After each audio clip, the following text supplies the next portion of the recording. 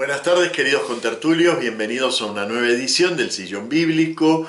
Mi nombre es Abel de la Costa, estamos en el domingo 31 del tiempo ordinario en el ciclo C y vamos a ver una exégesis del texto de Zaqueo, Lucas 19, 1 al 10. Es verdad que hace 3 años ya trabajé este texto y está a disposición el vídeo, me sigue pareciendo adecuado ese vídeo.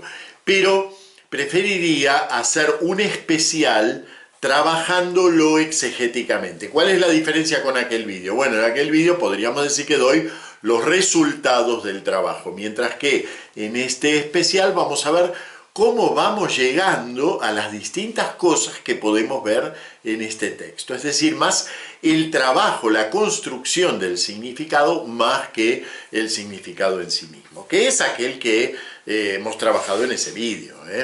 Bien, además me gustaría enfatizar en este vídeo lo que el texto nos muestra acerca de Jesús, cosa que en aquel vídeo no he trabajado. Entonces, bueno, por esos dos motivos, un poco porque quiero acentuar este aspecto sobre la revelación de la figura misma de Jesús y porque quiero trabajar sobre el método exegético, prefiero hacer este especial.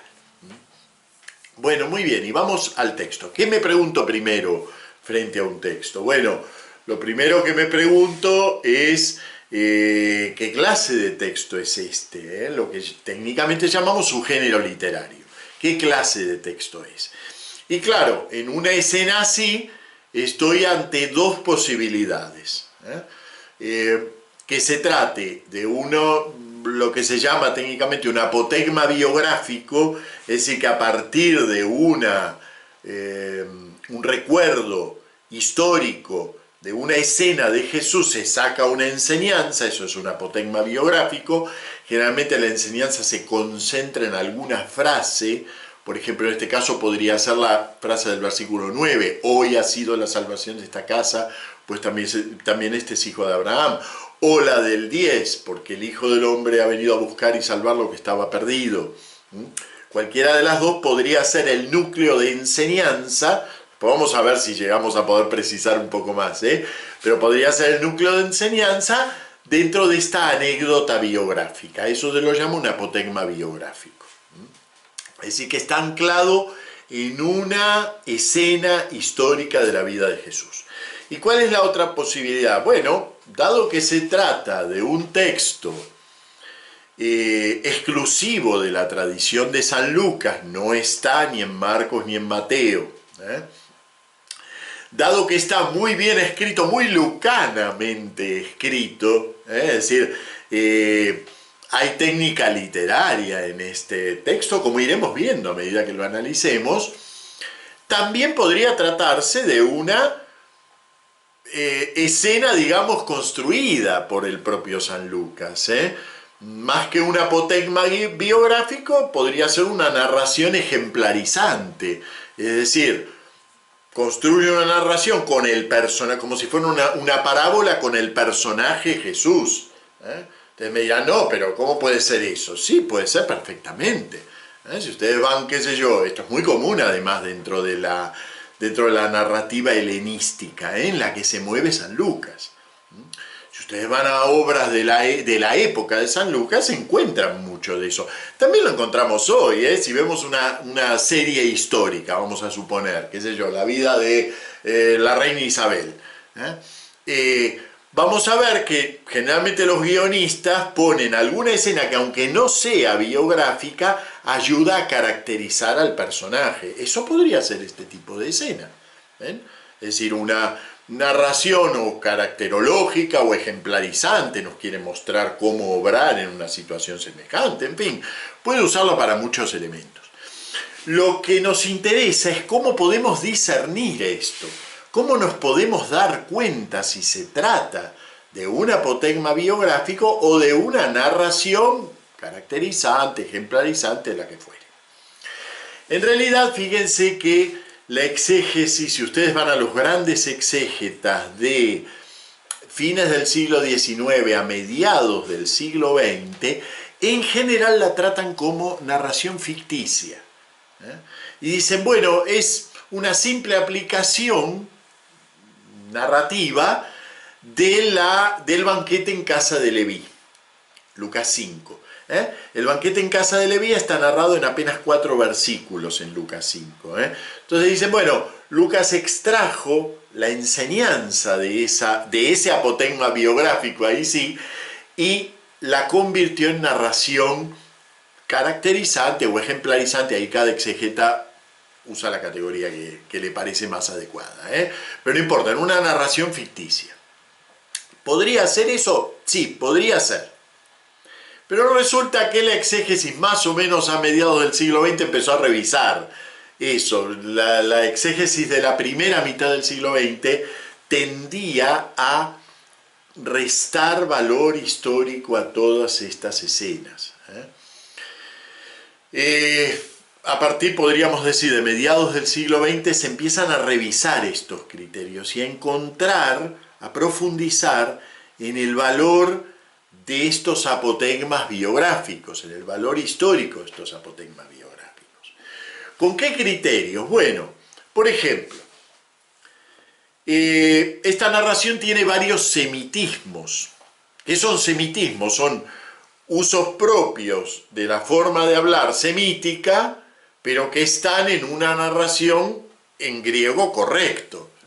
¿Sí? Entonces, claro, no son de Lucas. Los semitismos los recibe, porque Lucas no escribe así. Lucas es un escritor helenístico correcto. Si nos encontramos semitismos en Marcos, decimos, bueno, esto forma parte de su forma de hablar, porque él habla así.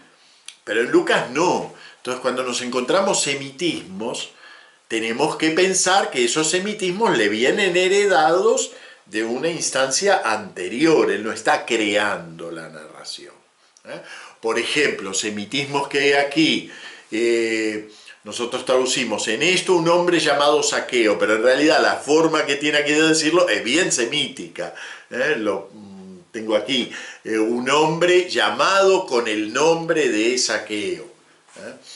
Era jefe de publicanos y rico, traducimos nosotros, pero literalmente dice, y él era jefe de publicanos y él era rico. Esa duplicación, eso que se llama estilo paratáctico, esa duplicación de pequeñas frases coordinadas por i, eso es el estilo paratáctico, eso es muy propio del estilo semítico. Es verdad que a veces Lucas lo utiliza eso para imitar el estilo de la Biblia griega de los 70, pero en un contexto en donde tiene sentido la imitación. Por ejemplo, si nos vamos a los primeros capítulos de San Lucas, es un maestro para imitar el semitismo de los 70. Pero aquí no tendría ningún sentido que lo haya hecho adrede. Así que ven, esos son elementos que nos permiten hablar de un relato que viene de antes de Lucas, que es tradicional. Otros elementos, el hecho de ser localizada la escena en Jericó. Normalmente cuando un relato es de ficción difícilmente tenga localización exacta. El nombre del personaje, Zaqueo es un nombre arameo, ¿sí? El verbo arameo hebreo en realidad del que proviene, Zahai, es purificarse o ser puro. Y Zakai, el nombre Zakai, significa el que es puro. Es interesante porque es un nombre con significado y que valdría ese significado dentro del relato, pero San Lucas no usa el significado, quizás lo desconoce. Podría haberlo usado narrativamente, pero no lo usa. ¿Ven? Entonces ahí vamos teniendo elementos que nos permiten pensar que se trata de un relato tradicional que San Lucas recibe y por supuesto elabora y escribe correctamente en griego helenístico como hace él, ¿no? Porque él no recibe nada de manera directa, siempre compone literariamente. Bueno, ¿por qué es importante este tema? ¿Qué más da en último término? Sí, en último término no importa demasiado, pero tiene importancia al nivel de la interpretación. Por ejemplo, no es lo mismo para la interpretación de un elemento central como es hoy debo hoy es necesario que me quede yo en tu casa, hoy debo ir a tu casa, no es lo mismo si la frase es literal de Jesús o si es una frase que San Lucas pone en boca de Jesús. ¿Por qué no es lo mismo? Bueno, porque entre Jesús y San Lucas han pasado 50 años. Y la conciencia que San Lucas tiene de quién es Jesús es muy distinta que la que podían tener Zaqueo, los discípulos e incluso el propio Jesús antes de su pasión. Entonces no es lo mismo. Después vamos a ver que en esa frase precisamente hay mucho sentido. Bien, les ahorro más elementos. En conjunto, yo les diría que la mayor parte de los exégetas en la actualidad califican a este texto de apotegma biográfico. Es decir, lo consideran una escena de la vida de Jesús, de la cual se ha extraído, sí, una enseñanza. No está aquí simplemente porque es una anécdota. Está aquí porque de aquí se extrae, ese es el aspecto apotegmático del relato, de aquí se extrae una enseñanza en forma de una frase memorable. Yo creo que la frase memorable es: hoy ha sido la salvación de esta casa, no porque el Hijo del Hombre. Luego vamos a discutir ese tema. Bueno, muy bien. Ya tenemos entonces que estamos ante un apotegma biográfico en donde nos tendremos que preguntar ante las distintas expresiones qué se entiende en el nivel 1, es decir, en el contexto de Jesús, qué se entiende en el nivel del narrador. Normalmente llamamos al nivel histórico el nivel 1, al nivel de la tradición el nivel 2 y al nivel de la recepción del narrador, de lo que el narrador escribe, lo llamamos nivel 3. Esto tiene que ver, bueno, con un documento de la Iglesia de los años 60, se llama Santa Mater Ecclesia, bellísimo, en donde explica las 3 etapas de redacción de los evangelios. Tienen ese documento a disposición en las publicaciones de TF, es una obra importante dentro del magisterio sobre la exégesis bíblica.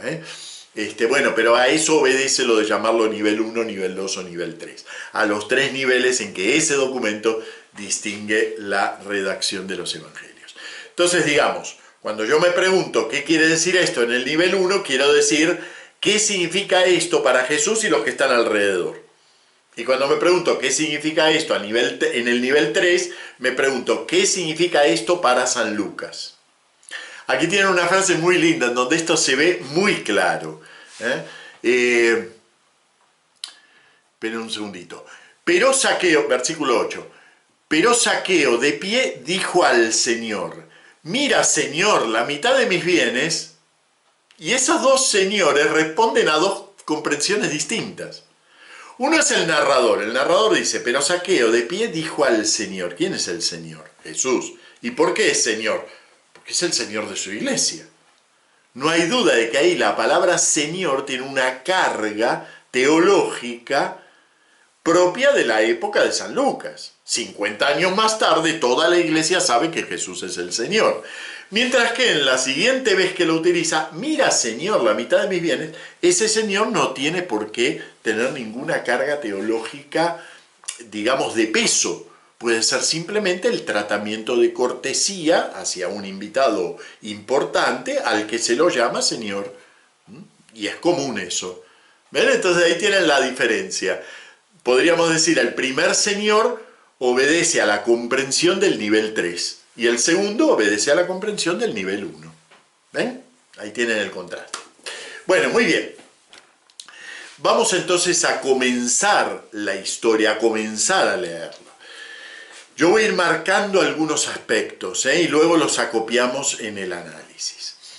Entró en Jericó e iba atravesando la ciudad. En esto, un hombre de nombre Zaqueo, bueno, yo estoy leyendo aquí la traducción litúrgica, así que en la medida de lo posible me ceñiré a ella, pero tengo que hacer algunas aclaraciones de traducción.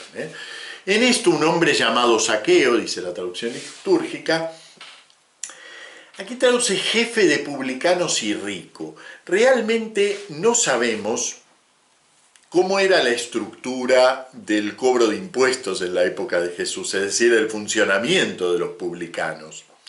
La expresión jefe de publicanos es tradicional, se suele traducir así. La palabra que utiliza aquí es architelones. Archi es un prefijo aumentativo, como cuando uno dice la archidiócesis, o el arzobispo, que es archiobispo, ¿no? O el arzobispo. Es un aumentativo, puede implicar muchas cosas. No dice la palabra jefe de, eso no lo dice el texto. Solamente que es tradicional entender que architelones es un jefe de publicanos. Pero es solo una interpretación tradicional, en realidad aquí no alude a jefe. ¿Por qué es importante la cuestión? Porque podría ser que solamente diga que es un publicano prominente, un publicano importante, no necesariamente es un jefe en el sentido en que ejerce un cargo en donde hay empleados. A mí me interesa mucho eso porque en realidad me parece que San Lucas no ha querido decir aquí jefe de publicanos, sino publicano prominente. Yo lo traduzco así además, llamado Zaqueo, que era un publicano prominente y muy rico. ¿Por qué? Porque esto establece precisamente el gran problema del texto. Por un lado es muy rico, por el otro es un publicano prominente. Eso es una contradicción teológica, religiosa. Publicano prominente nos está hablando de un pecador que además es completamente público, digamos, no se puede esconder, es prominente. Por el otro lado, Dios bendice al hombre y la riqueza es para la mentalidad religiosa de la época de Jesús, no para nosotros. La riqueza es un signo de la bendición de Dios. Entonces, ¿cómo resuelvo esa contradicción?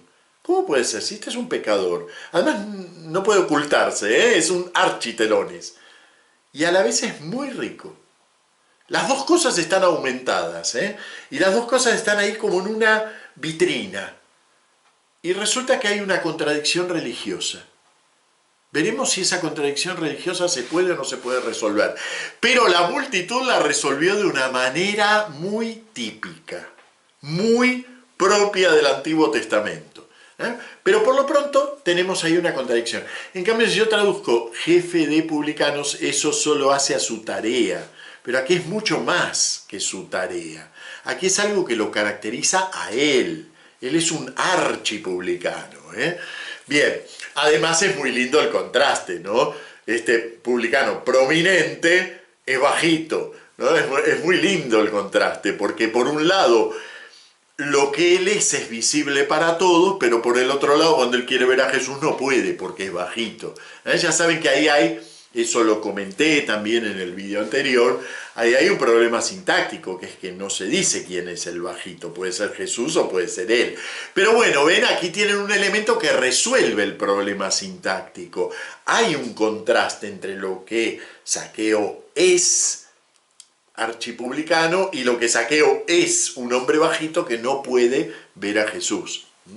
Bueno, muy bien, trataba de ver a Jesús. ¿Quién es? La frase es muy enfática en griego. Está bien si traducimos como aquí, trataba de ver quién era Jesús. Pero hay que tener cuidado porque esta frase en castellano se puede entender de dos maneras. Trataba de ver quién era Jesús, como si dijéramos si era este o era aquel. O se puede entender, trataba de ver a Jesús, quién era realmente, es decir, trataba de conocer a Jesús. Eso es lo que dice la frase en griego. De hecho, está muy destacado ese quién era. Dice, trataba de ver a Jesús. Y utiliza una partícula que a veces equivale a 2 puntos. Saben que no hay signos gráficos en griego, pero se utiliza una partícula joti que equivale a veces a 2 puntos, ¿no? Entonces yo lo traducía, trataba de ver a Jesús, 2 puntos, ¿quién era? Es decir, realmente se interesaba por la persona de Jesús, pero no lograba a causa del gentío porque era pequeño de estatura. ¿Ven? Si tenemos presente aquel contraste, el archipublicano, entonces a lo mejor eso nos sirve para resolver esta problemática lingüística, ¿quién era el de pequeña estatura? Yo creo que era Zaqueo el de pequeña estatura. Y en general, en la tradición se lo interpreta así, pero sintácticamente no es claro. Bueno, corriendo más adelante, esto es muy importante porque luego Jesús le va a meter prisa para que baje. Así que aquí ya hay un elemento importante. Corriendo más adelante, se subió a un sicomoro para verlo. El sicomoro es una planta robusta pero bajita, digamos de esta altura. Entonces es muy, bueno, un poquito más. Es muy, digamos, es muy realista la escena. Es verdad que se puede subir a un sicomoro para encaramarse para ver por dónde pasa Jesús, sobre todo si él es bajito, ¿no? Corriendo más adelante se subió a un sicomoro para verlo, porque estaba a punto de pasar por allí. Aquí sí me tengo que oponer a lo que dice la traducción, que es un descuido del traductor, realmente. Aquí dice porque tenía que pasar por allí. Aunque en un uso normal del idioma podríamos dar por equivalente, tenía que pasar por allí, estaba a punto de pasar por allí, puede ser equivalente, pero como uno de los núcleos de esta narración es en el versículo siguiente, es necesario, debo quedarme en tu casa, eso es uno de los núcleos de sentido del relato, y el verbo deber, que debe ocurrir algo, es un verbo fuerte dentro de los evangelios, tiene siempre un sentido fuerte. Entonces traducir porque tenía que pasar por allí nos puede hacer pensar que aquí está esa misma estructura, ese deber. No dice eso, el texto dice muy claramente, estaba a punto de pasar por allí, no hay ninguna necesidad de que pase por allí, simplemente era lo que estaba por ocurrir. Entonces Zaqueo corre, se encarama al sicomoro porque Jesús, él lo ve que está a punto de pasar por allí, nada más, todavía no hay nada destinado en todo esto. Jesús, al llegar a aquel sitio, levantó los ojos. Yo voy a aceptar aquí una lectura variante de manuscrito, ahora le explico. Levantó los ojos, lo vio y le dijo. Ese lo vio es una variante de manuscrito, está en algunos manuscritos, no está en todos. En la lectura litúrgica tradicional se lo ponía. En la actualidad, la edición crítica corriente, el Nestle, que es la edición crítica que se usa en general, incluso para la liturgia, no lo admite, pero bueno, sí puede ocurrir que lo sea, que sea original. Yo creo que es original, y lo pongo como lectura. Siempre hay que tener presente que es algo dudoso, es decir, los manuscritos no vienen con marcas, esto es lo que corresponde y esto es lo que no, hay que jugarse. Pero claro, vamos a ver que esto de vio a es una constante dentro del texto. Zaqueo busca ver, la multitud ve, y me parece que también Jesús explícitamente tiene que ver. Desde el punto de vista sintáctico es repetitivo, es pleonástico. Si dice Jesús al llegar al sitio levantó los ojos, se entiende que vio a Zaqueo. Pero yo creo que el vio corresponde que esté aquí. Creo que es una variante original dentro del texto. Jesús al llegar a aquel sitio levantó los ojos, lo vio y le dijo, Zaqueo, date prisa, corriendo más adelante, ¿no?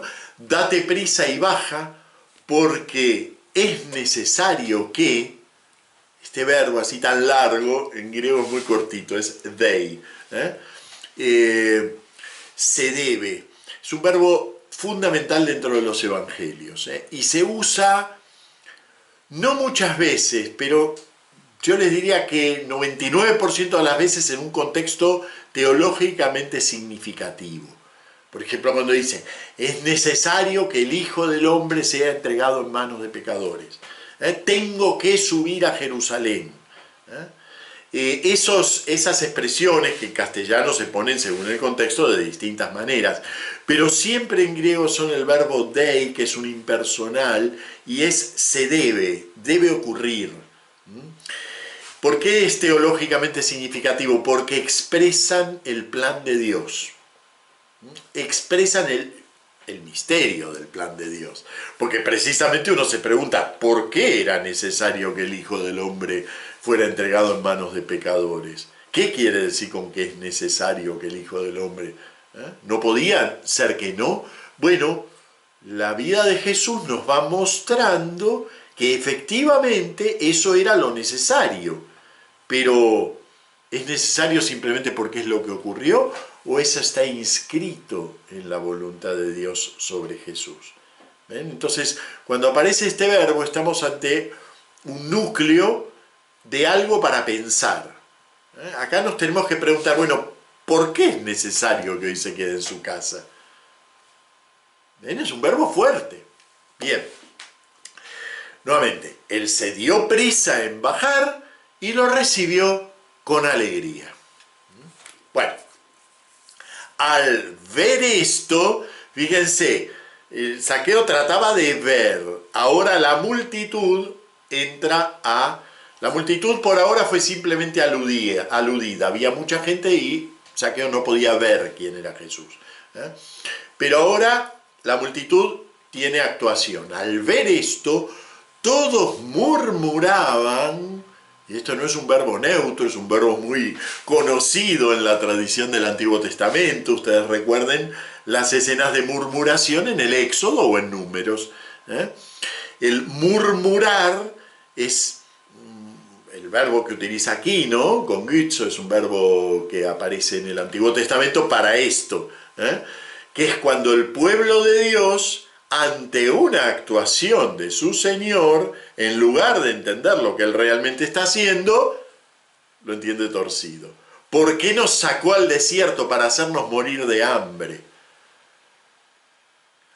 Estábamos bien en Egipto, éramos esclavos, pero por lo menos nos daban de comer, o por lo menos teníamos para beber.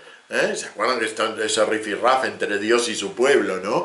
Bueno, para expresar esa actitud del pueblo que se niega a ver la obra de Dios, se utiliza específicamente este verbo, murmuraban. Así que aquí ya tenemos algo importante. Al ver esto, ¿al ver qué? Lo sentó al principio, hay una contradicción. Es un publicano prominente, un pecador público, publicano prominente, pero al mismo tiempo es muy rico. Entonces, está dotado por Dios y simultáneamente no se lo merece. Entonces, ¿cómo resuelvo la contradicción? Fíjense, ¿no? Cuando el Papa recibe a Biden, en lugar de decir, bueno, qué suerte que está tratando de tender puentes, ¿no? ¿Cómo va a recibir a un político abortista? ¿Cómo va a recibir una delegación de transexuales? ¿Cómo va a recibir al Comité Luterano de Finlandia para hablar de Lutero? ¿Cómo va a? Todos murmuraban. Es esa murmuración, la misma que hacemos los católicos con Francisco, es la que hacen los discípulos o los seguidores, no sabemos quiénes son, porque esta multitud aquí muy hábilmente no está diferenciada. En otros momentos, San Lucas nos aclara si se trata de la gente, o se trata de los discípulos, o se trata de los 12, pero aquí no está diferenciada, muy hábilmente, porque en realidad es muy común esto, lo hacemos todo el tiempo, este gongizo, la murmuración. En vez de plantearnos la contradicción, este es un pecador, pero es rico, entonces recibe una bendición. Y entonces hay algo que se me está escapando, tengo que preguntar, ¿por qué esta contradicción? No, la respuesta ya está dada de antemano, se convierte en murmuración, gongizo. Todos murmuraban diciendo, ha entrado a hospedarse en casa de un pecador.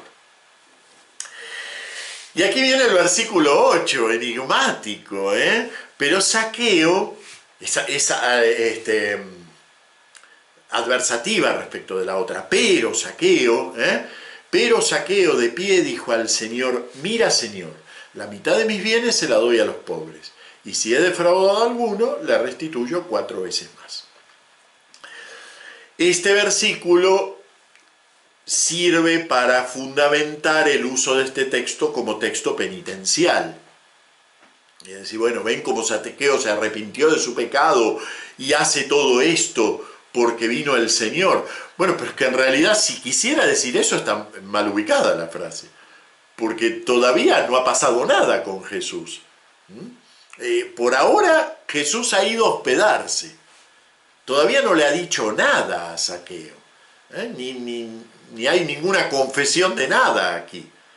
En realidad es una frase enigmática porque está redactada en presente, ¿sí? Y el presente tiene un valor ambiguo, también en español, por eso está bien si se la traduce así, en presente. Algunas traducciones quieren avanzar sobre el texto y entonces la ponen al futuro. Mira, Señor, voy a dar la mitad de mis bienes a los pobres y si he defraudado a alguno le restituiré 4 veces más. Pero eso no es lo que dice el texto. El texto dice lo que está aquí. La mitad de mis bienes se la doy a los pobres. Podría ser 2 clases de presente. Un presente continuo, simplemente Zaqueo le cuenta lo que está acostumbrado a hacer. O iterativo, mejor dicho, más que continuo. Iterativo, repetitivo. Cada vez que hay pobres le doy la mitad de mis bienes. Cada vez que defraudo sin querer a alguno le restituyo 4 veces más. Es un presente iterativo, ¿ven? Cada vez que. O podría ser un presente incoativo, es decir, que marca el inicio de algo que voy a empezar a hacer. Señor, la mitad de mis bienes se la doy a los pobres. A partir de ahora, a partir de que te he visto, a partir de que estoy contigo, la mitad de mis bienes. Y si he defraudado a alguno en el pasado, ahora, a partir de ahora, le restituiré 4 veces más. Podría ser eso. En realidad la frase es ambigua. Después veremos que la frase en realidad podemos prescindir de ella en el relato. Pero bueno, aquí está. La frase es ambigua. Hay un elemento importante que es esto de que es una frase adversativa, es decir, establece una oposición con lo anterior. La multitud murmuraba, ha entrado a hospedarse en casa de un pecador, pero Zaqueo de pie dijo al Señor. O sea, establece una contradicción con lo anterior. Zaqueo está diciendo, a lo mejor, no lo sabemos, a lo mejor está diciendo, sí, soy un pecador, pero también trato de cumplir la ley. También hago lo que la ley dice. De hecho, la ley, por ejemplo, Éxodo, tenía por aquí alguna cita, Éxodo 22, 1 al 4, Números 5, 6, 7, nos habla de la restitución de las deudas. Y de que sí, a lo que se defraudó hay que devolver X cantidad más. Las leyes no se ponen de acuerdo, obedecen a tradiciones distintas, pero bueno, aquí habla de una restitución sobreabundante, le restituyo 4 veces más, ¿no? O sea, yo soy cumplidor, seré publicano y seré archipublicano, pero soy cumplidor. Quizás lo que le está diciendo es, mira, no soy menos cumplidor que todos estos. Así que fíjense, la frase en sí no indica que él se esté convirtiendo de nada. Yo creo que al contrario, en realidad indica que él es un israelita que trata de ser bueno. Trata, lo intenta, aunque es architelones, ¿no? Es archipublicano. Así que ya empieza muy mal, pero lo intenta. Yo creo que expresa eso. Bien, después volvemos sobre esto. Jesús le dijo, hoy ha sido la salvación de esta casa, pues, y este es hijo de Abraham. Literalmente dice así, y este es hijo de Abraham. Antes había dicho, y este es archipublicano, y este es muy rico.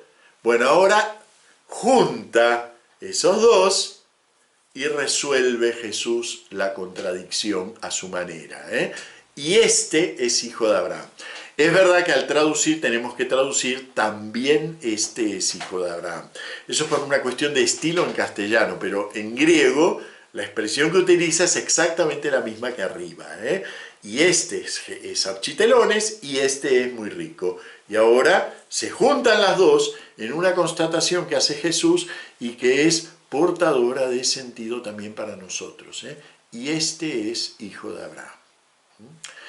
Hoy ha sido la salvación de esta casa, pues también, y este es hijo de Abraham. Y ahora se junta todo en esta frase final, porque el Hijo del Hombre ha venido a buscar y a salvar lo que estaba perdido. Bien, esas dos frases no dicen lo mismo, ¿eh? Yo creo que la final es más amplia y más general, y personalmente creo que no forma parte de lo que dice Jesús. Es una reflexión del narrador, una reflexión de San Lucas, sobre cómo puedo mirar esta escena. Una reflexión de San Lucas. No es la frase apotegmática de Jesús. La frase apotegmática de Jesús es: Jesús le dijo, hoy ha sido la salvación de esta casa, pues y este es hijo de Abraham. Eso es tal como yo la leo, es decir, cierro la comilla ahí. Y lo demás lo dejo como reflexión del narrador. Como en griego no tenemos comillas, no podemos saber cómo lo hizo. Pero para mí eso es bastante claro. Primero porque las dos frases no dicen lo mismo. Segundo porque la última pone a este relato en una serie de otros relatos que ya se han hecho. Por ejemplo, el banquete en casa de Leví. Por ejemplo, la parábola del hijo pródigo. Por ejemplo, la parábola de la oveja perdida, de la moneda perdida. Es decir, lo pone en una serie que San Lucas fue acopiando cuidadosamente, en donde se habla de lo perdido y lo salvado. Entonces, me parece que es una reflexión de San Lucas. Dice, bueno, ¿por qué yo recojo esto? Lo recojo porque nos muestra la misericordia del Señor que viene a buscar y salvar lo que estaba perdido. Pero realmente, en el nivel de Jesús, lo podemos leer desde otros ángulos. Hoy la salvación, bueno, y nos tenemos que seguir preguntando por el valor de ese hoy, por el valor de esa salvación, y en qué medida, y este es hijo de Abraham, resuelve o muestra una cara nueva de la contradicción entre él y este es archipublicano y este es muy rico. Bueno, muy bien. Ahora ya tenemos el texto con todos sus problemitas y sus matices de lenguaje. Ahora vamos a ir a ver cuáles son los núcleos de sentido. Y para mí hay uno muy importante aquí, muy importante, que es Jesús, al llegar a aquel sitio, levantó los ojos y le dijo, Zaqueo, date prisa y baja. Yo sé que normalmente responderíamos, ¿cómo sabe Jesús que él se llama Zaqueo? Bueno, diríamos, porque es Dios. ¿Cómo no va a saber? Quizás cuando San Lucas lo cuenta, como él es consciente de la grandeza de Jesús, Jesús es el Señor, entonces tampoco le dio mucha importancia a este Zaqueo, pero en realidad es un elemento importante. Uno se tiene que preguntar, ¿cómo sabe Jesús que él se llama Zaqueo? Bueno, si recorremos el Antiguo Testamento nos encontraremos escenas, no diría iguales, pero les recopilé aquí algunas. Por ejemplo, en 1 Samuel 9, Samuel es un profeta, un vidente de Dios. Entonces Saúl va a consultar por unas asnas de su padre que se perdieron. Él no sabe que Samuel lo va a ungir como rey de Israel precisamente en ese momento, ¿no? Entonces Saúl va a consultarle por unas asnas, pero es interesante que cuando se acerca a Samuel, ya Samuel sabe todo sobre él, ya sabe quién es. Y bueno, y no solo eso, sino que de paso le dice, no te preocupes por las asnas, porque ya han aparecido. O sea que le devela su identidad como profeta, adivinando algunas cosas imposibles de adivinar. ¿Quién es? ¿Por qué va a buscarlo? Etcétera. 1 Samuel 28 pasa un poco parecido. Saúl va a consultar, Samuel ha muerto, entonces Saúl va a consultar a una pitonisa. Las pitonisas están prohibidas en Israel por el propio Saúl, pero Saúl va a consultar a una pitonisa para que le permita ver el el alma, el fantasma de Samuel, lo haga salir del país de los muertos porque quiere consultarlo.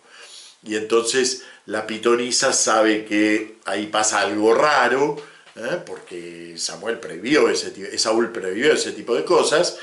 Saúl va disfrazado, pero ella, cuando se levanta Samuel de entre los muertos, ella lo descubre a Saúl y dice: ¿por qué me estás haciendo esto? Tú eres Saúl. Nuevamente, el profeta, en este caso la pitonisa, se acredita descubriendo la identidad del que lo viene a ver, ¿no? Muy linda la escena de 2 Reyes 6, es un capítulo que vale la pena leer, bueno, una parte. Eliseo tiene todo ese tipo de cosas, ¿no? Por ejemplo, cuando el granuja de su ayudante le va a sacar dinero al sirio leproso, porque Eliseo lo curó, pero no quiso recibir ningún regalo. Entonces va el granuja de su ayudante a decirle: sí, mi señor quiere regalitos, y entonces se queda con todo. Y entonces cuando vuelve, le dice: ¿a dónde has estado? Le dice Eliseo, ¿no? Y entonces el otro dice: no, en ningún lado he estado. Que se te pegue la lepra del sirio, ¿no? Del general sirio. Que se te pegue la letra del general sirio. O sea, nuevamente, ¿no? El adivinar algo, una situación, el nombre, la identidad, lo que ha hecho, es una acreditación profética. Pero esto no tiene que ver con este capítulo. En 2 Reyes 6 hay una escena muy linda, que es que el rey de Aram quiere hacerle la guerra a Israel, ¿no? Pero cada vez que lo va a tomar por sorpresa a Israel, resulta que Israel ya estaba con su ejército preparado allí. Y entonces, claro, el rey de Aram reúne a todo su consejo y dice: bueno, evidentemente acá hay un chivato, es decir, hay alguien que está diciéndole a los israelitas cuál va a ser nuestro próximo paso. Y entonces le aclaran que no hay ningún chivato entre ellos, sino que tienen un gran profeta en Israel, que es Eliseo, y entonces Eliseo, cada vez que él hace un plan, Eliseo lo sabe, y se lo pasa al rey de Israel. Bueno, es muy linda historia, ¿no? Bueno, y luego fíjense en Lucas 7, en el propio Evangelio de Lucas, ¿no? ¿Se acuerdan del banquete en casa de Simón el leproso? Que entra la prostituta a lavarle los pies a Jesús, y entonces el Simón dice: si supiera quién es el que la está tocando, quién es la que lo está tocando, si fuera profeta sabría quién y qué clase de mujer es la que le está tocando, pues es una pecadora.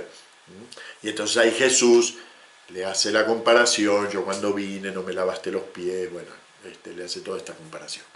Pero fíjense que nuevamente la mentalidad es: si puede adivinarlo, es profeta.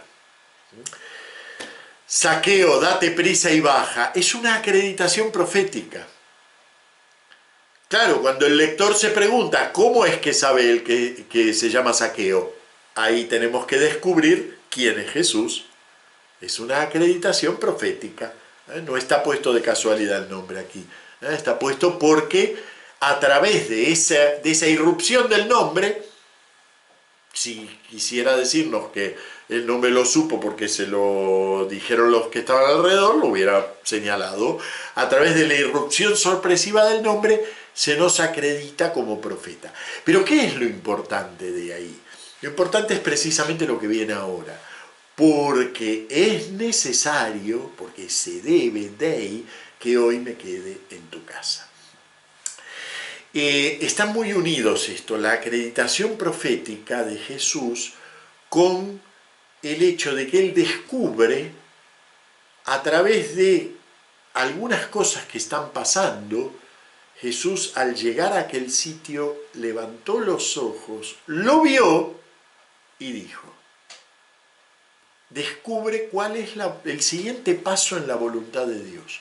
Nosotros nos imaginamos que Jesús tiene una especie de tablet, donde tiene todo grabado cuál es el plan de Dios para él, ¿no? Pero en realidad Jesús, a lo largo de su vida, va descubriendo la voluntad de Dios. De hecho, llega hasta el final preguntándose si realmente eso que está a punto de pasar, que es su prendimiento, es lo que Dios quiere. Padre, si te es posible, pasa de mí este cáliz, pero no se haga mi voluntad sino la tuya.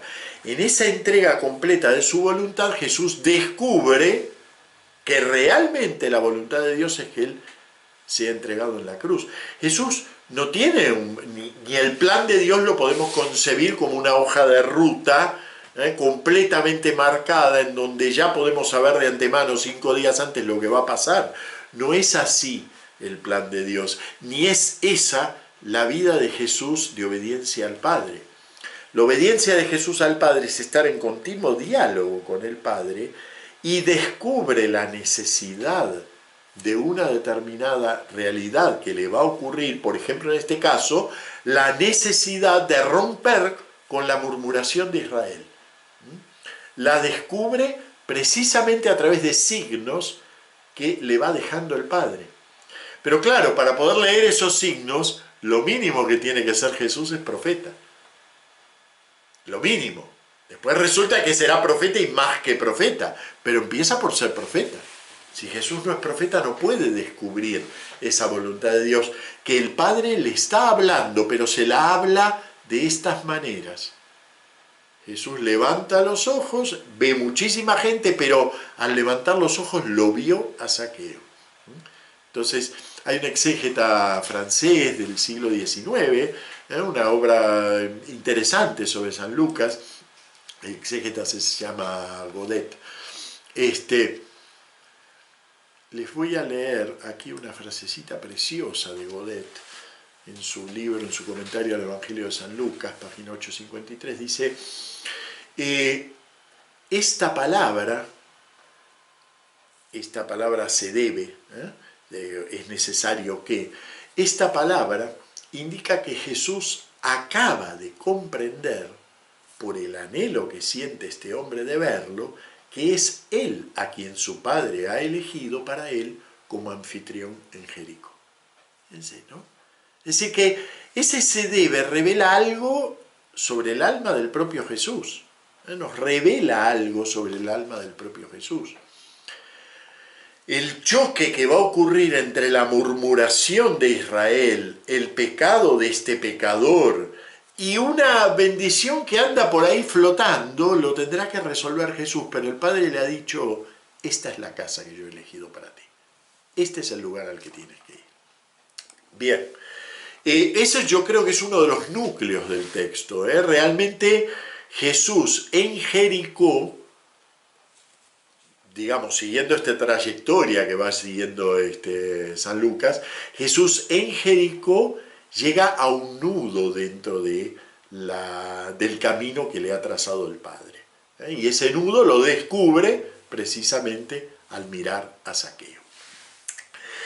Hay en el texto una serie de, yo lo llamé una sinergia, es decir, hay dos caminos que se van cruzando continuamente y van produciendo el sentido.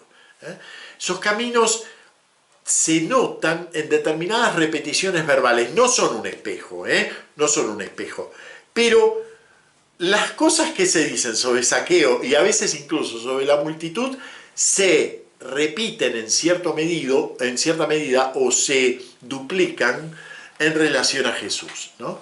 Son lo que técnicamente se llaman dobletes verbales.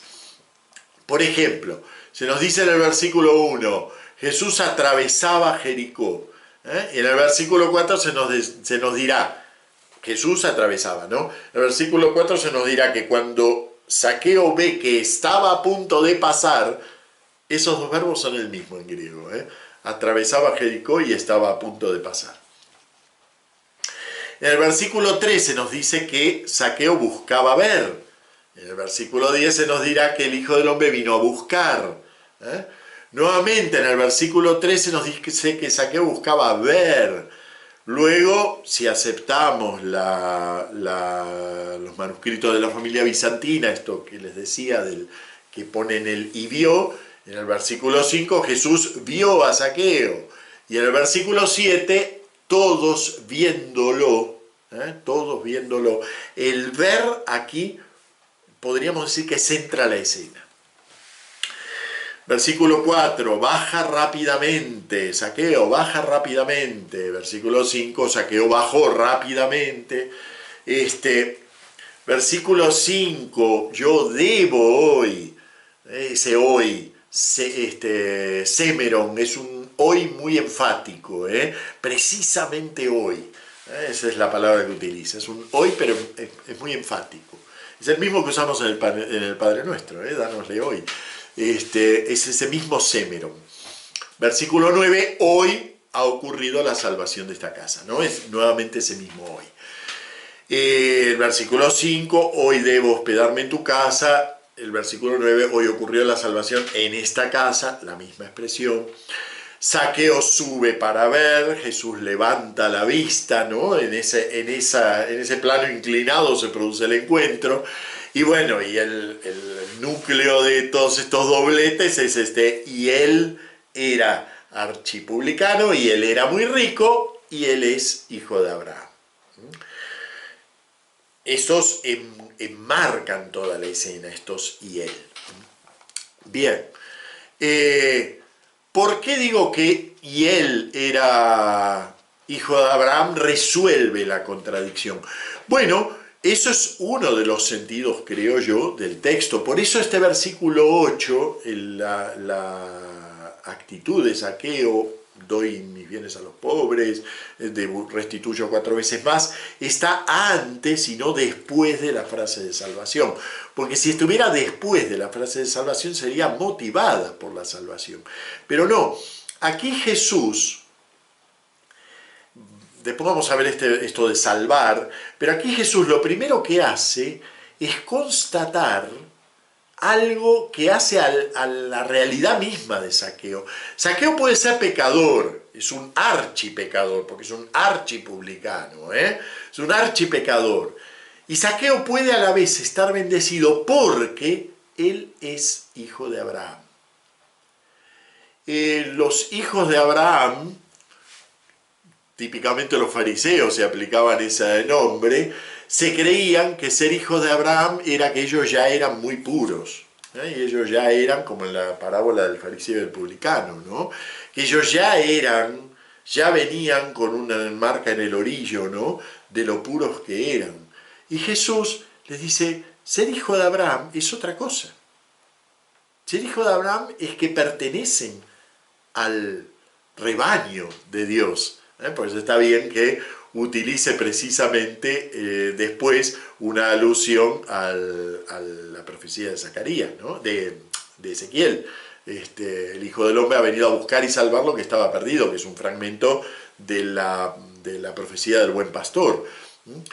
El Hijo de Abraham es aquel que pertenece al rebaño de Dios. A veces será pecador, a veces será, pero nunca le falta esa bendición de Dios. Yo pienso, ¿no?, en cuántos bautizados hay en el mundo y cómo a veces los cristianos que somos comprometidos, que somos más practicantes, ¿no?, cómo despreciamos, así, bueno, ese es un cristiano mistón, un cristiano que, bueno, solo de nombre, está bautizado. Este es hijo de Abraham. Está bautizado, eso le da una bendición de antemano. Después será architelones, claro, será todo lo que sea, pero está bautizado. Este es hijo de Abraham. Jesús valora eso, como lo valora en la parábola del fariseo y el publicano, ¿no? Este que no le negó a Dios su realidad como pecador, ha bajado justificado a su casa. Los dos están en el templo, ¿no? Y eso es lo que Jesús le constata a la multitud que murmura, ¿no? Esperen, ¿de qué estamos hablando? Estamos hablando, esta multitud que murmura es tan archipecadora como el publicano, ¿no? El publicano es archipecador, pero esta multitud está repitiendo a la multitud del desierto, así que también es pecadora. ¿Ven? Este es hijo de Abraham. Eso es lo primero, podríamos decir, lo primero que constata Jesús sobre Zaqueo. Este es hijo de Abraham. La bendición viene dada. La invitación viene dada. Ahora, con eso se llega, y este se esfuerza, por eso el versículo 8 está antes, ¿no? Este se esfuerza por ser bueno. Fíjense todo lo que hace. O sea que a lo mejor es un pecador, pero miren todo lo que está haciendo. Se esfuerza por ser bueno. Ahora bien, ¿ese ser bueno es la salvación? Ahí viene el problema que ventila este texto, y que es un problema de siempre, el problema de fe y obras. ¿Nuestras obras nos traen la salvación? ¿Son las obras? ¿Es este saqueo que da la mitad de sus bienes a los pobres? ¿Es este saqueo que acostumbra a restituir 4 veces más, mucho más que lo que pide la ley? 4 veces más cuando ha defraudado a alguno. ¿Es eso lo que le trae la salvación? No. En realidad la salvación viene hoy, cuando Saqueo con alegría acoge a Jesús. Ese es el momento de la salvación. Fíjense que nos viene presentando San Lucas la diferencia entre salvar y otras cosas. Por ejemplo, en la de los 10 leprosos nos mostró la diferencia entre salvar y curar. Jesús puede curar a muchos, pero solo aquel que vuelve a Él y lo recibe para agradecerle la curación, ese ha resultado salvado. Jesús puede reconocer la bendición que está presente en muchos, en los que murmuran y también en Saqueo. También en Saqueo está presente la bendición. Este es hijo de Abraham, pero hoy ha quedado salvado. ¿Por qué? Porque lo ha recibido a Jesús en su casa. ¿Ven? Ese es el núcleo. Y eso es también, podríamos decir así, la resolución del problema de fe y obras, ¿no? Es decir, nunca nuestras obras nos van a dar la salvación. Las obras actualizan, preparan el camino, marcan un terreno, expresan una bendición que percibimos, pero no son ellas las que nos traen la salvación. La salvación viene en la alegría de recibir a Jesús. Por eso incluso, cuando a veces decimos, bueno, basta con que la gente sea buena y una persona no necesita ser cristiano para ser bueno. No necesita ser cristiano para ser bueno, pero le falta algo. Y no le falta algo que yo tengo por derecho, no, le falta algo que a veces también me falta a mí, y que es recibir en alegría a Jesús. El que recibe en alegría a Jesús en su casa, ese alcanza un estadio más que la bendición, la salvación. Eso es lo que le dice Jesús. Por eso yo creo que esa es la frase apotegmática del texto, ¿no?